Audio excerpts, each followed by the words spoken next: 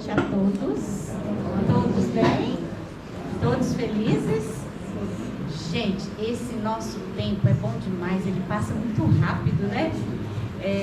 O Almir falando, eu lembrei como se fosse ontem, quando a Luzia me ligou, falou, é sua responsabilidade fazer o encerramento lá na outra casa, né? Que era no Tibério. Quem já frequentava a casa lá quando era no Tibério? Eu falei, ai meu Deus, vamos lá, né? Vamos fazer uma noite de gratidão por todos os trabalhos que eles tinham feito lá, toda a jornada lá, sabia um pouco da história, falei um pouco da história.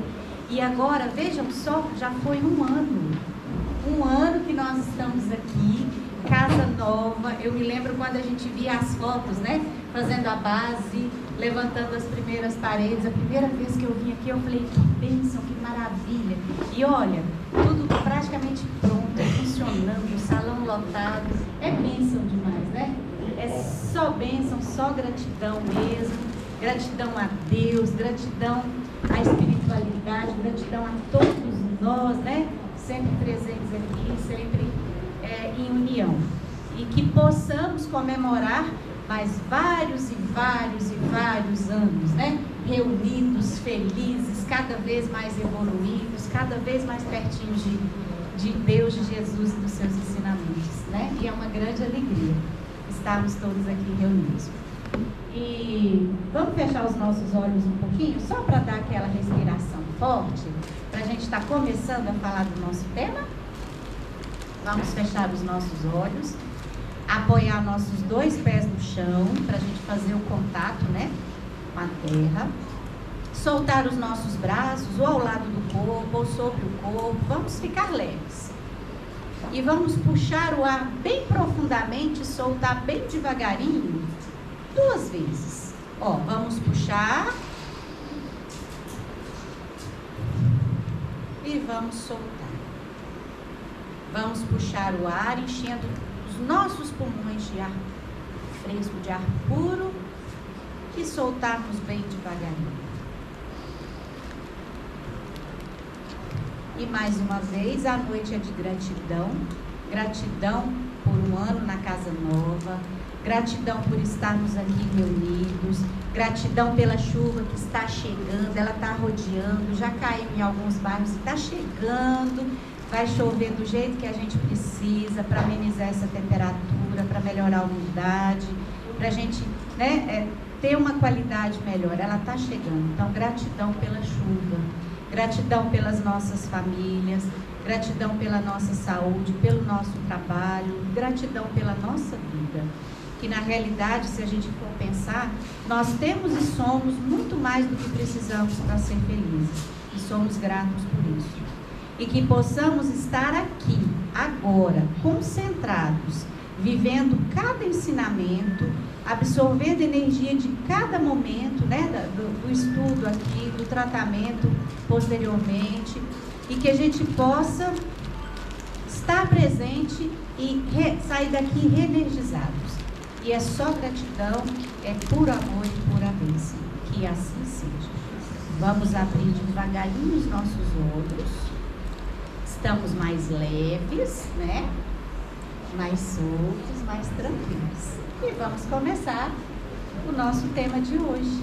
O nosso tema de hoje são os falsos profetas. Eu vou só situar aqui no Evangelho para vocês. Primeira coisa que a Aninha fala toda vez que ela chega aqui. Tem pessoas que ainda não me conhecem, nunca me ouviram aqui? Sim? Eu sou a Ana. Aí a Pititiquinha, o pessoal chama de Aninha, eu adoro, viu? Podem todo mundo me chamar de Aninha. Eu sempre falo das obras da doutrina espírita. Se nós estamos buscando o consolo, o acolhimento, a evolução, nada melhor que a gente conhecer o Pentateuco espírita. O que é o Pentateuco da doutrina espírita? São 5 obras, as 5 grandes obras da codificação, em que o nosso codificador Allan Kardec recebeu essas mensagens da espiritualidade superior e fez um compêndio dessa nossa doutrina. São 5 obras, vamos lembrar comigo? Livro dos Espíritos, Evangelho segundo o Espiritismo, Livros dos Médiuns, A Gênesis, o céu e o inferno. Essas 5 obras vale a pena a gente ter em casa para estar lendo, estar estudando e estar praticando os seus ensinamentos. É a base de toda a doutrina espírita, né? É o início de tudo e, ao mesmo tempo, envolve todos os temas da doutrina, né? Um Pentateuco totalmente completo. Mas, Aninha, são somente essas 5 obras? Não, essas 5 obras são o início, os fundamentos da doutrina. E tem várias outras obras de vários outros autores, obras mais antigas, obras medianas, obras atuais, que estão sempre aí prontas para nos auxiliar, nos enriquecer de conhecimento, né? Nos enriquecer do que a gente precisa colocar em prática. Porque como estamos em época de transição planetária, né, que o planeta Terra está passando por uma grande transformação energética, espiritual, emocional, física, a gente precisa muito estar embasados nesses conhecimentos de Jesus para que a gente possa ser sujeito ativo dessa transformação. Porque não vai acontecer de um dia para o outro o planeta se transformar. Ele está se transformando aos poucos diante do papel de cada um de nós, das atitudes de cada um de nós. Certo? Então, todos nós somos importantes no processo de transformação, de transição planetária.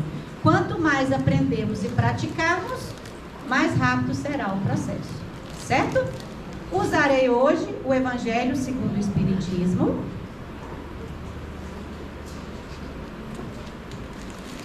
Eu estarei lendo lá no capítulo 21. O capítulo fala: haverá falsos cristos e falsos profetas. É um capítulo que ele fala todo a respeito disso. É uma linguagem tranquila, que nós conseguimos ler, entender e colocar em prática, principalmente depois do que a gente conversar essa noite, né? Tá, tenho dificuldade de ler todo de uma vez? Ele é dividido em itens. Então a gente pode ler um item um dia, não entendeu direito? Reler no outro dia, né? Ler mais um item no outro dia, até chegar na outra semana, na próxima quarta-feira, que todos estaremos aqui novamente, a gente já leu o capítulo do tema de hoje, né? E é aos pouquinhos que a gente vai lendo toda a obra. Lembra no início do ano que eu falei? Se a gente lesse uma página por dia, no final do ano a gente tinha lido o Evangelho inteirinho, né? Quem começou já está quase terminando. Porque é de pouquinho em pouquinho. Não adianta eu querer pegar todo o Evangelho, ler, estudar, entender e ficar craque no Evangelho.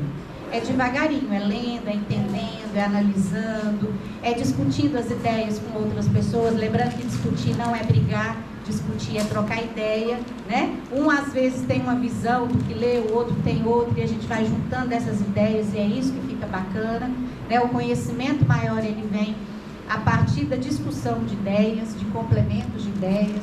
E é assim que a gente vai aprendendo o seguinte. Eu gosto, gente, antes de começar a falar, ler mesmo o item do Evangelho.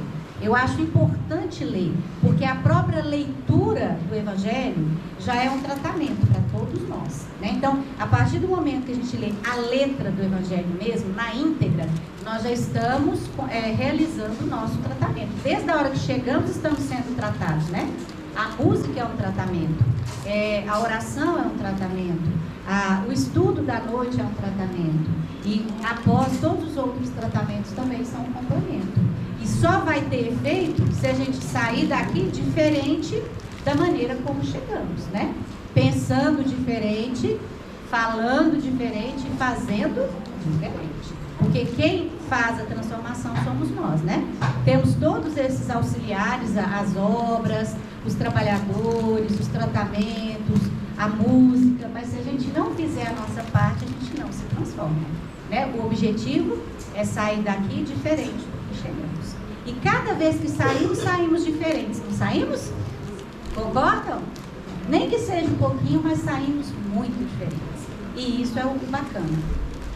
Aí eu vou ler os 3 primeiros itens, onde fala: reconhece-se a árvore pelo fruto. Bora lá. Item 1. A árvore que produz maus frutos não é boa, e a árvore que produz bons frutos não é má, porque cada árvore se conhece pelo seu próprio fruto. Não se colhem figos dos espinheiros, e não se colhem cachos de uvas das sarças. O homem de bem tira as boas coisas do bom tesouro do seu coração, e o mal tira as más do mau tesouro do seu coração. Porque a boca fala do que está cheio o coração. Está lá na Bíblia, São Lucas, capítulo 6, versículos 43 a 45. O item 2, só para completar. Guardai-vos dos falsos profetas, que vêm a vós cobertos de peles de ovelhas, e que por dentro são lobos rapazes. Vós os conhecereis pelos seus frutos. Podem-se colher uva dos espinheiros ou figos das sarças? Uma pergunta, né? Assim, toda árvore que é boa produz bons frutos. Toda árvore que é má produz maus frutos. Uma boa árvore não pode produzir maus frutos. E uma árvore má não pode produzir bons frutos. Toda árvore que não produz bons frutos será cortada e lançada ao fogo. Conhecê-la-eis, pois, por seus frutos. Está lá em São Mateus, capítulo 7, versículo 15 a 20. Mais um, item 3. Guardai-vos de quem? Guardai-vos de que alguém vos seduza, porque vários virão sobre meu nome, dizendo, eu sou Cristo, e eles seduzirão a muitos. Levantar-se-ão vários falsos profetas, que seduzirão a muitas pessoas. E porque a iniquidade será abundante, a caridade de muitos se resfriará, mas será salvo aquele que perseverar até o fim. Então, se alguém vos disser, o Cristo está aqui ou está ali, não creiais, porque se levantarão falsos cristos e falsos profetas, que farão grandes prodígios e coisas de espantar, até seduzir, se for possível, os próprios escolhidos. Está um pedacinho em São Mateus, outro pedacinho em São Marcos. Por que eu fiz questão de ler os três? Viram que é a mesma mensagem, mas de uma maneira, uma colocação diferente, os três. Um reafirmando o outro. Vamos entender primeiramente o que eram os profetas naquela época de Jesus? Os profetas naquela época de Jesus eram as pessoas sábias que, de certa maneira, conseguiam identificar coisas que aconteceriam no futuro. É como se fossem pessoas, né, que adivinhassem as coisas do futuro. O primeiro sentido de profeta foi esse, né? Até hoje ainda se confunde, né, a palavra profeta com esse significado, o significado inicial. Mas, na realidade, para os ensinamentos de Jesus, profetas são aqueles que saem a espiritualizar. Todo aquele que sai a espiritualizar, a levar a palavra de Jesus, é um profeta, né? Então, quando ele fala aqui, cuidado com os falsos profetas, é para nós tomarmos cuidado com o que nós ouvimos falar a respeito dos seus ensinamentos por aí, né? Desde aquela época até os dias atuais, porque os ensinamentos de Jesus, eles não se perdem. Os ensinamentos de Jesus, eles não mudam.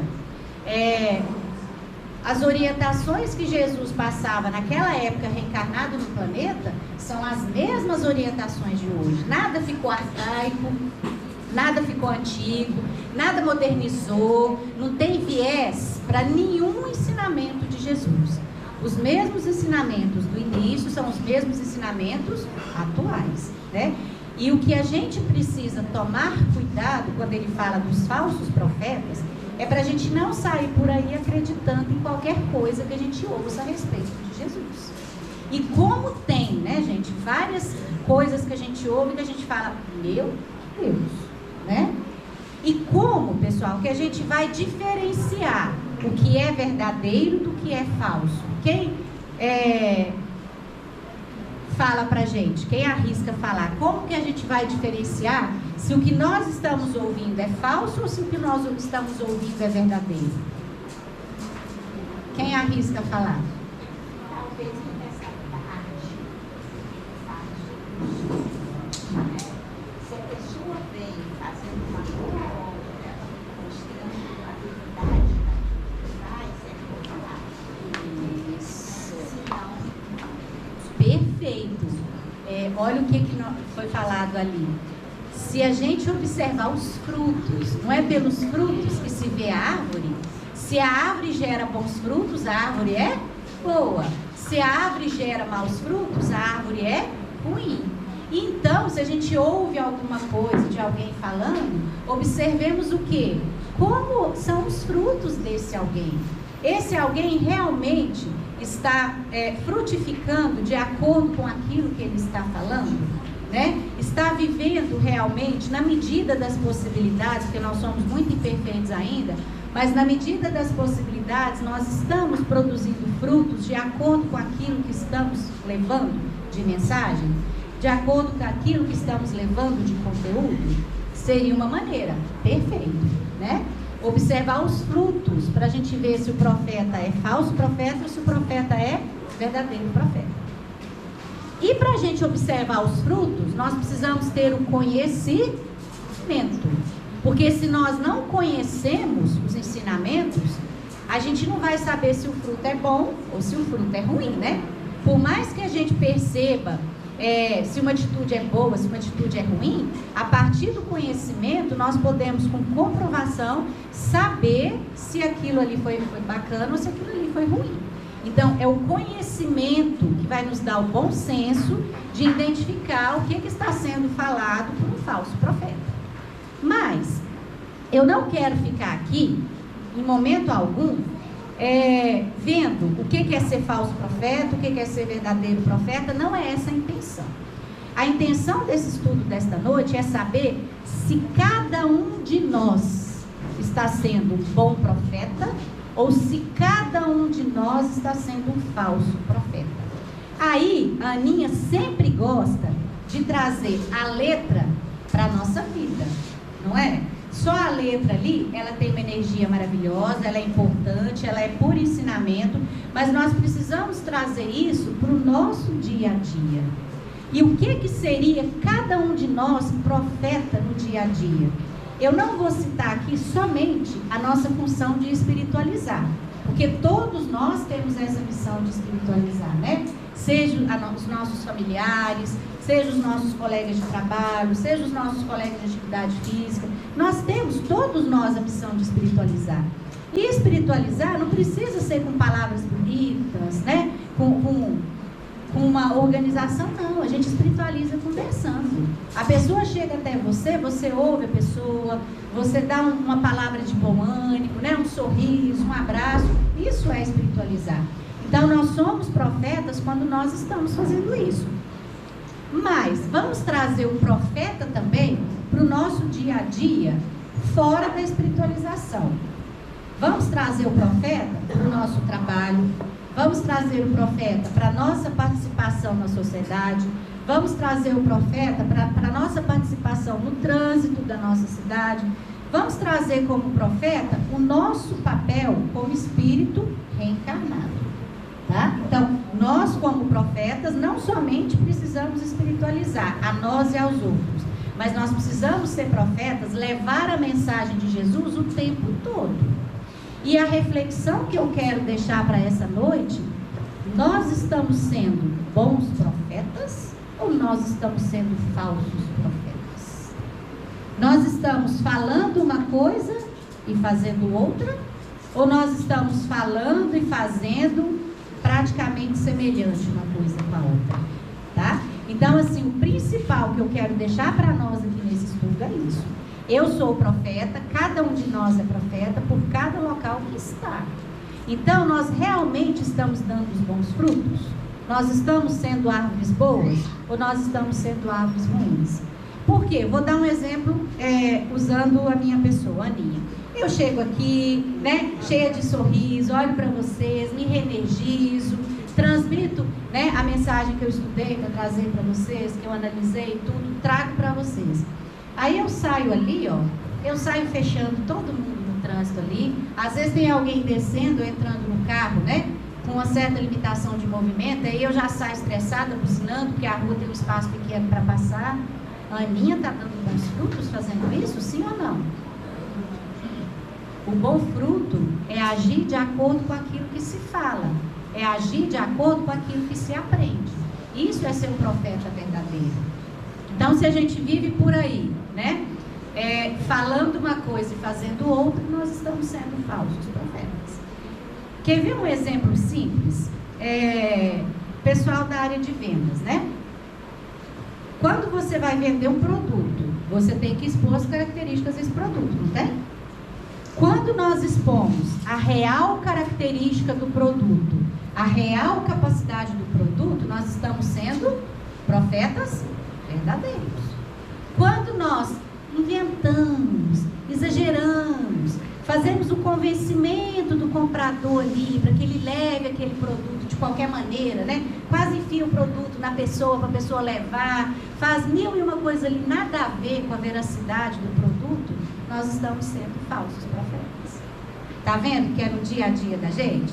Vamos puxar para a minha área de saúde. Se chega um paciente para mim e fala assim, eu estou com isso, isso, isso. Eu falo para ele, não, nós vamos fazer em 3 sessões, vai ficar ótimo. Você vai ficar super bem com 3 sessões. Olha a falsa profetização. Não existe. A gente só conquista a saúde da gente por um processo. E o profissional de saúde, ele é apenas um instrutor do processo. Ninguém vai curar ninguém. Ninguém vai melhorar a qualidade de vida de ninguém se a pessoa não quiser ir fazer a sua parte. Então, se eu virar para a pessoa e falar assim, 3 sessões comigo, você está sem dor.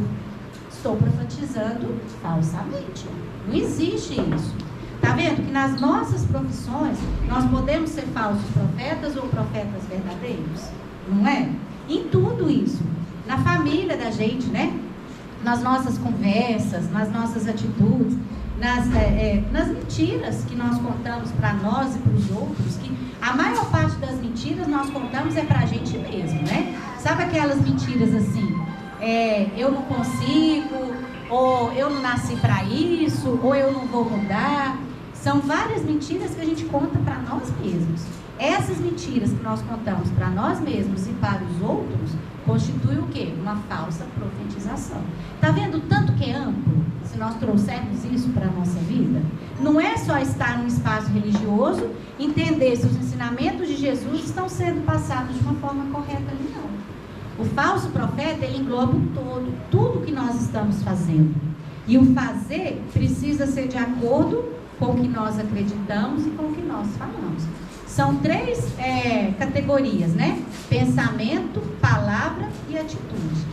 O mais difícil, na minha opinião, é o pensamento. A gente controla o pensamento que chega? A gente controla como que ele vai chegar? Ou se ele vai chegar ou não? Tipo assim, tô aqui, não quero pensar nada, não vou pensar nada. Tem jeito? Vou pensar só coisa boa hoje. Tem jeito? Nós não controlamos como o pensamento chega. Nós controlamos se ele vai ficar ou se ele vai sair. E o controlar se o pensamento fica ou se o pensamento sai é extremamente difícil. É tenso. Tem dia que chega, né, à noite, no final do dia, a gente está cansado de tanto controlar o pensamento durante o dia. Chega umas coisas tão cabulosas, tem hora, né? Que a gente pensa assim, gente, mas de onde vem isso? O que é isso? Né? E o espírita joga a culpa no obsessor, né? É o obsessor que está aqui ao redor soprando na minha cabeça. Às vezes não. Às vezes é uma auto-obsessão, um pensamento da gente mesmo que é cravado ali. Eu falo que nunca a culpa é do obsessor, porque mesmo se for ele soprando, a gente deu brecha para ele chegar, né? Se não deixar a janela aberta, o vento não faz a bagunça. Então, assim, se a gente estiver numa vibração boa, o obsessor não vai chegar. Então, a culpa não é dele, é nossa mesmo. Mas é cada pensamento horroroso que chega, tem hora. Aí, a gente aprende de uma maneira assim, chegou o pensamento ruim, põe ele para correr.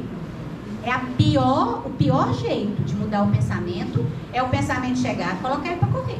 Que ele vai voltar várias e várias vezes até dominar a gente. O jeito certo é vir o pensamento errado, a gente entender por que aquele pensamento veio e transformar o pensamento.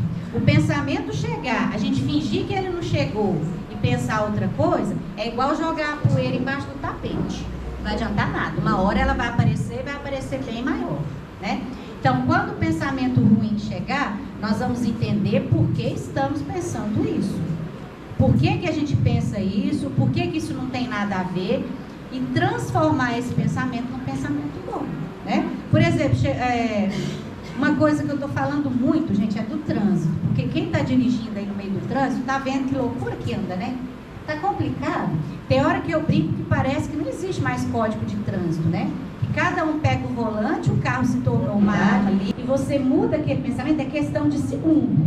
Não vai parar ali para ficar pensando nisso, é questão de segundos. Aí você já chega à conclusão de que não é bacana você fazer aquilo que o pensamento mandou. Então você já mudou esse pensamento, seguiu tranquilo, respirou fundo, uma boa música e vai seguindo até chegar no local. A transformação do pensamento, ela é o tempo todo, é o dia todo. Porque se a gente mudar pensamento, é mais fácil a gente mudar palavra e é mais fácil a gente mudar atitude. Então o primeiro que a gente tem que mudar é pensamento. Palavra, nós precisamos também prestar muita atenção.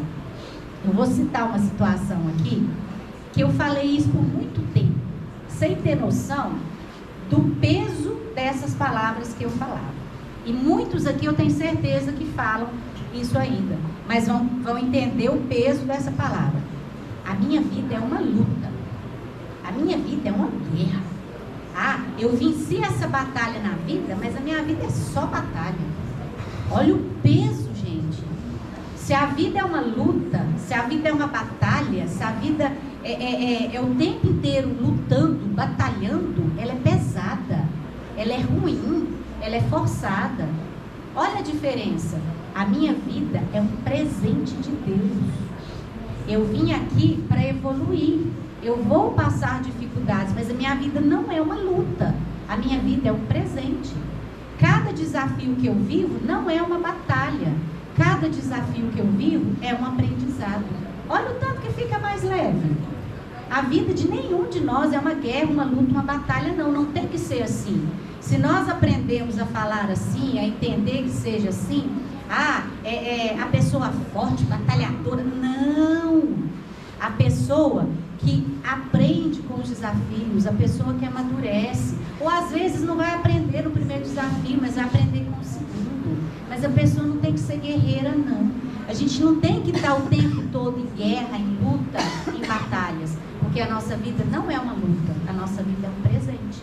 E olha que presente maravilhoso, todos aqui reunidos numa noite assim. Olha que presente maravilhoso, uma casa já funcionando há 1 ano desse jeito, e vai continuar por vários e vários anos. Isso não é uma guerra, isso não é uma luta, isso não é uma batalha, isso é um presente. Isso é um privilégio a gente estar vivo. E só da gente tirar essas palavras, a vida se torna mais leve. O jeito de falarmos muda tudo. Quando tem aquele monte de problema no dia, porque problema pouco é besteira, né? Quando vem muito, e tem que vir muito para a gente aprender muito também. Se a gente começar a falar mal do problema, aí que vai piorar. Quer ver uma situação que está acontecendo no momento? A temperatura está extremamente alta, a umidade está extremamente baixa. Se eu passar o dia inteiro falando, ai que calor, ai eu não estou aguentando, ai eu estou suada, ai eu estou isso, ai eu estou aquilo, a temperatura aumenta. Porque quando a gente reclama, quando a gente fica agitado, o nosso metabolismo aumenta. Então a nossa temperatura do corpo vai aumentar. Vai adiantar alguma coisa para o calor? De jeito nenhum. Vai melhorar alguma coisa a umidade? De jeito nenhum. Se eu ficar, mas cadê a chuva? Por que não chove? Por que não isso? Por que não aquilo? Eu estou questionando cadê a chuva? Eu estou plantando uma árvore? Eu estou fazendo a coleta seletiva do meu lixo? Eu estou arrumando a minha cama? Então, vamos nos ocupar de fazer essas coisas e vamos parar de reclamar que a chuva não está vindo. Ela vai vir, ela tá chegando, mas ela vai chegar no momento certo, né? E quem vai melhorar a temperatura do planeta, quem vai melhorar a umidade do planeta, a quantidade de chuva, são as nossas atitudes. Não adianta reclamar do calor e não preservar as árvores. Uma coisa simples, separar o lixo reciclável, a maioria das pessoas não fazem. E está reclamando que não tem chuva. Então, assim, o reclamar, o ir para o lado negativo não vai ajudar em nada. E nós vamos estar profetizando de uma maneira errada. Estaremos sendo falsos profetas, com a gente e com o outro. E aí, se nós fizermos a nossa parte, nós estamos fazendo o correto perante Jesus e vamos colher bons frutos. Aí, a nossa qualidade de falso profeta ou de verdadeiro profeta vai ser visível através dos nossos frutos, né? E assim, vamos só frisar isso novamente antes de eu ler mais um pedacinho do Evangelho para a gente encerrar. A ideia do estudo de hoje não é sair por aí julgando os outros como profeta. O que a gente ouve não é para o vizinho que deveria estar aqui, ou para o parente que deveria estar aqui no veio. Ah, fulano tinha que ter escutado a Aninha falar isso. Não. O que a gente está falando aqui, primeiro é para mim, depois é para todos nós aqui que estamos ouvindo, né? Então, a questão não é para sair julgando quem está sendo bom profeta ou mau profeta. É para refletir se nós estamos sendo bons profetas ou falsos profetas. E como, Aninha, que eu vou reconhecer se eu estou sendo um falso profeta ou se eu estou sendo um bom profeta? Pelo meu fruto, tá? De acordo com o fruto de cada um, é que a gente vai saber se é um bom profeta ou um mau profeta. E só para a gente encerrar,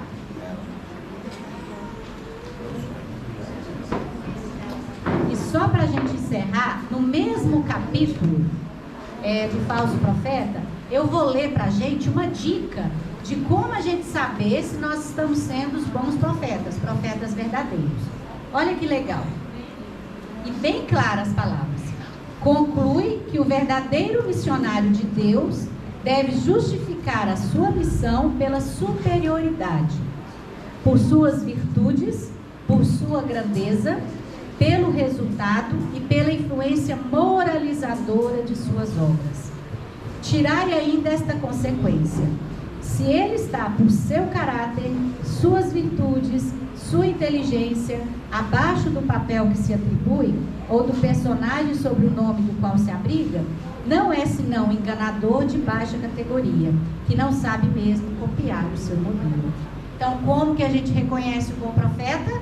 Pelos seus bons frutos, pelos seus frutos de qualidade, e para ver se ele está agindo de acordo com o que ele está falando. Ele, no caso, nós. Como que saberemos se somos bons profetas? Estamos agindo de acordo com o que pensamos e falamos? Estamos produzindo bons frutos? Somos bons profetas. Se não em tudo ainda, né, que somos muito imperfeitos, vamos analisar e nos melhorarmos naquilo que precisa ser melhorado. Tá bom? Certo? E a vida de nenhum de nós é uma luta, nem uma guerra, nem uma batalha. A nossa vida é um presente, é um privilégio, é uma bênção. E é assim que ela deve ser vivida. Cada dia, cada instante, né? Como se fosse o nosso último momento a cada minuto, seguindo Jesus, sem excessos, com muito amor, com muita fé e com muita coragem. Eu sempre falo na coragem, né? Vamos fechar os nossos olhos novamente? No nosso momento de encerramento. Feche os nossos olhos. Só apoie, por favor, os dois pés no chão, para não ficar nada cruzando energia aí. E vamos agradecer mais uma vez, porque a nossa vida é um presente, a nossa vida é um privilégio, e a gente tem muito mais para agradecer do que para pedir. E não temos nada que reclamar também. A gente só tem para agradecer. E que possamos sair daqui renovados, reenergizados, mais felizes, mais corajosos, mais iluminados, com mais esperança em nós mesmos, no outro, no planeta, com mais fé em Jesus e com mais coragem para seguir os seus ensinamentos, deixando os nossos pensamentos, nossas palavras, nossas atitudes bem próximas, produzindo bons frutos. E que assim seja, por muitos e muitos anos aqui reunidos. Um grande abraço a todos, boa noite, excelente resto de semana.